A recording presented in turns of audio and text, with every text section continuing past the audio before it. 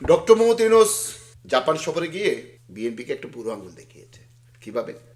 উনি বলেছেন যে বাংলাদেশে একমাত্র নাকি বিএনপি ছাড়া, যদিও উনি বিএনপির নাম বলেননি, একটা বিশেষ দলের কথা বলেছে, সেটা সবাই জানে। ইশারায় কাফি হে, বিএনপি ছাড়া কেউ নাকি নির্বাচন চায় না আগামী ডিসেম্বরে। উনি কিন্তু বিএনপির সাথে যে বৈঠকে ছিলেন সেখানে বলেছেন ছোট সংস্কার হলে ডিসেম্বর, বেশি সংস্কার হলে জুনে। এখন কিন্তু উনি সংস্কার শব্দটা উচ্চারণ করেন না, উনি বলেন যে ছোট প্যাকেজ, বড় প্যাকেজ। যেটা আমরা জানি বাণিজ্যের ভাষায় ছোট প্যাকেজ খুব কম দিনে যাবে, বড় প্যাকেজ অনেক দিনে যাবে।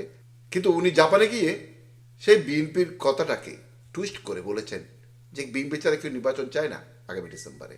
তার মানে উনি বোঝাতে চাইছেন বাংলাদেশের সব রাজনৈতিক দল ওনাকেই 5 বছর ক্ষমতায় দেখতে চায়।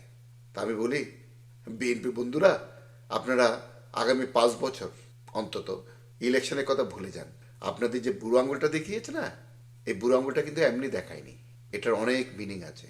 যে আসিফ মাহমুদ সজীব ভুঁইয়া অন্য কোনো দলের সাথে মিটিংয়ে ডক্টর ইউনূসের সঙ্গে ছিলেন না, যে আপনারা আসিফ মাহমুদ সজীব ভুঁইয়ার পদত্যাগ চেয়েছিলেন, সেই আসিফ মাহমুদ সজীব ভুঁইয়াকে আপনাদের সাথে সংলাপে ডক্টর ইউনূস কাছে রেখে আপনাদের প্রতি প্রথমবার যে বুড়ো আঙুলটা দেখিয়েছিল সেটাও যখন বুঝতে পারেননি, জাপানে গিয়ে যে বুড়ো আঙুলটা দেখালো সেটা বুঝতে পারেছেন কিনা আপনারাই ভালো বলতে পারবেন।